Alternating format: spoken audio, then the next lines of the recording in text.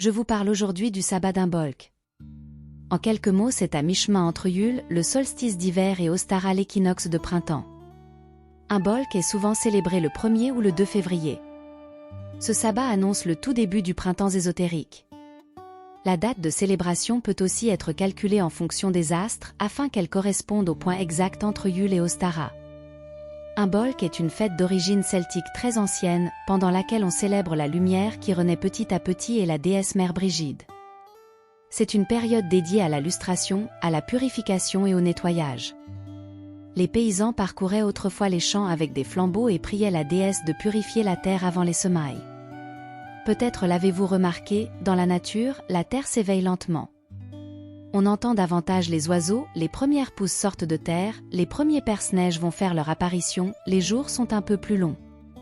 Ce sabbat nous invite à faire table rase du passé, à renouveler les énergies, à terminer les travaux de l'hiver en cours.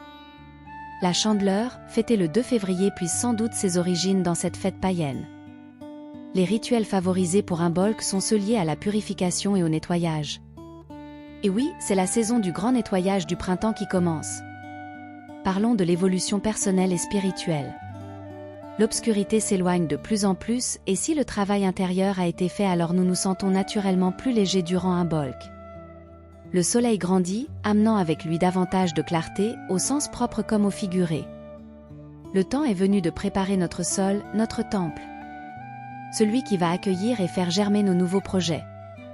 Le temps est au nettoyage des pensées, des croyances limitantes, pour laisser émerger notre lumière, nos inspirations et aspirations. Mais c'est aussi le moment de s'apporter tout l'amour dont on a besoin, de nourrir notre énergie et nos intentions. Seules les graines en bon état pourront être plantées au printemps. C'est la période qui est propice à la reconnexion et à notre mission de vie, à notre flamme intérieure, à cette version renouvelée de nous-mêmes qui nous trotte dans la tête depuis quelques mois. Voici comment célébrer le rituel et quelques idées d'activités. Allumer des bougies pour fêter la lumière. D'un point de vue déco, privilégiez le blanc, le vert et les végétaux, pour la décoration de la table par exemple. Allez marcher dans la nature et observer les premiers signes du printemps. Cueillir des fleurs. Semer les premières graines. Écouter de la musique celte. Organiser le grand nettoyage de printemps. Faites du tri, désencombrer, nettoyer, donner, recycler, jeter. Prendre un bain des premiers rayons de soleil si vous avez de la chance côté météo. Ou récolter un peu de neige ou de rosée pour l'utiliser lors de votre rituel. Fabriquer une croix de Brigide pour protéger la maison. Offrir de la nourriture aux oiseaux dans un arbre. Exprimer sa gratitude à la vie, à la terre, à ceux qu'on aime. Faire une cure de nettoyage des reins et du foie.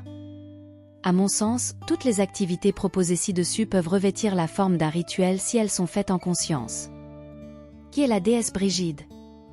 En ce jour, nous célébrons aussi Brigide, déesse celtique.